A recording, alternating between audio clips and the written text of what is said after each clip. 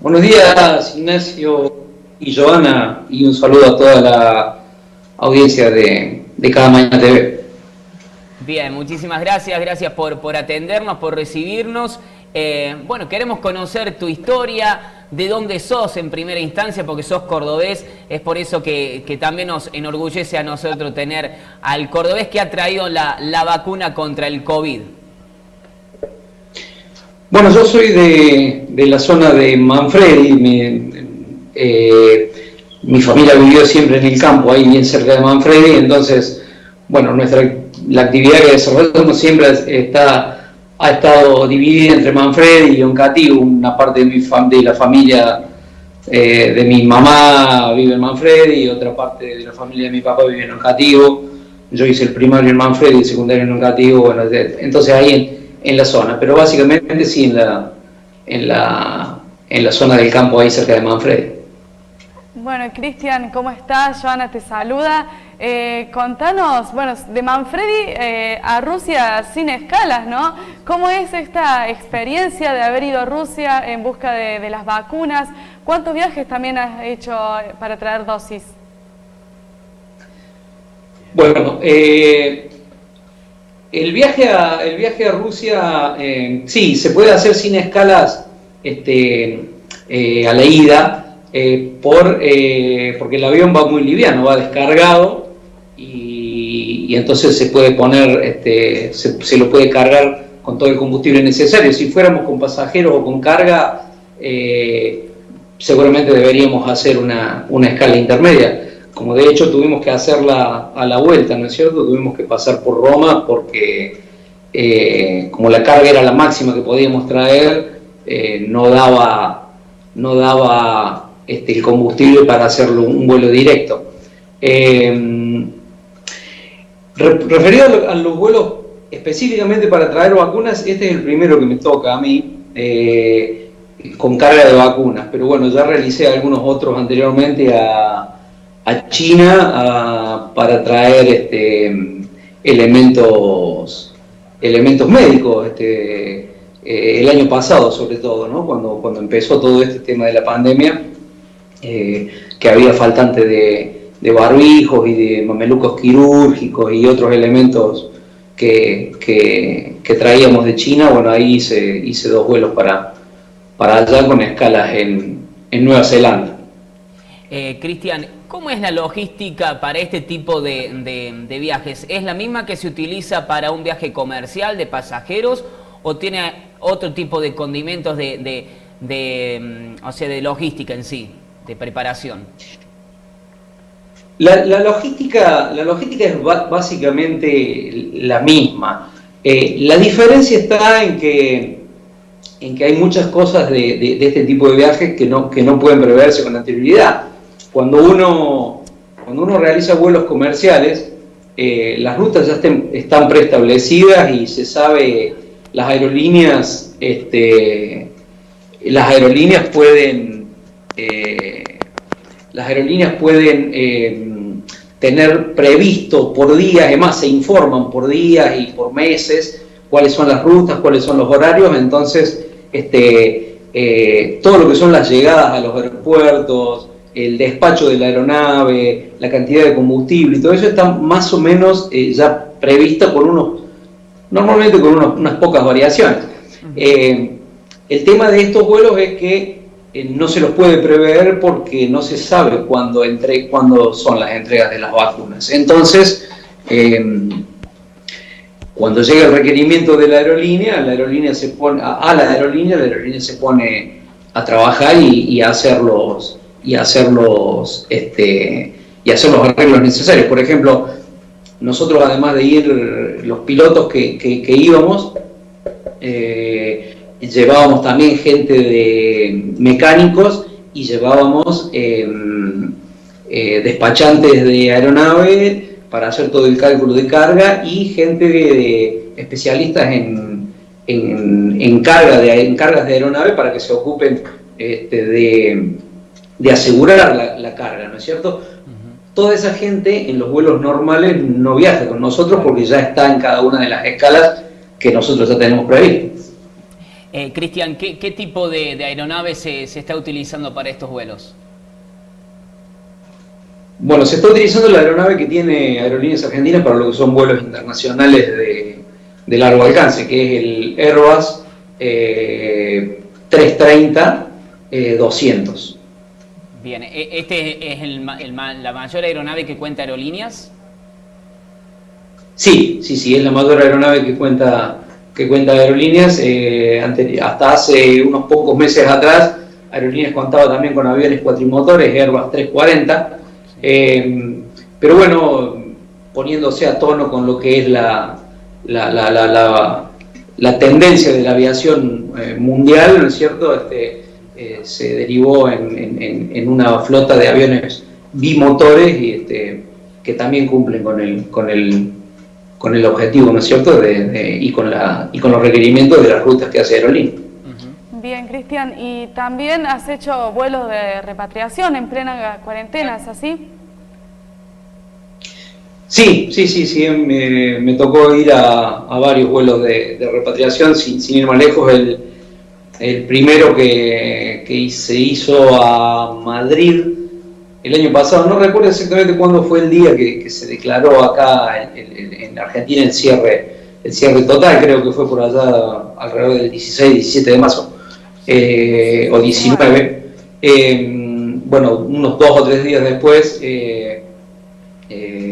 me tocó hacer el vuelo que fue a buscar gente que había quedado varada allá en el aeropuerto y que hacía unos 5 días, entre 3 y 5 días que estaba viviendo en el aeropuerto porque no los dejaban salir y no había aviones. Cuando llegamos éramos el único avión que estaba rodando por las calles de rodaje y las pistas de Madrid, no había nadie, teníamos todo el aeropuerto para nosotros. Y en ese momento, cuando te encontraste con los ciudadanos argentinos, ¿hacían mucho que estaban esperando para poder regresar a nuestro país? La gente que estaba ahí en el aeropuerto en ese momento, sí, hacía entre 3 y 5 días que estaba. Toda la terminal de pasajeros del aeropuerto estaba completamente cerrada. Les habían dejado la parte donde estaba la manga de ingreso al avión nuestro, donde estaba previsto que llegásemos nosotros, le habían dejado esa parte con las sillas que normalmente vemos nosotros que la gente espera antes de abordar el avión, y les habían dejado 2 baños abiertos para que pudieran estar ahí, ¿no es cierto? Como tampoco estaba claro cuántos días iban a tener que estar ahí. Así que bueno, para ellos nos recibieron muy contentos, para ellos fue una alegría muy grande que los fuésemos a buscar. Me imagino, Cristian, hubo gente que tuvo que esperar mucho tiempo, ¿no?, para poder volver a su casa, más tiempo también de lo que mencionabas recién. En total, vuelos de repatriación, ¿así cuántos fueron los que te han tocado hacer a distintos países?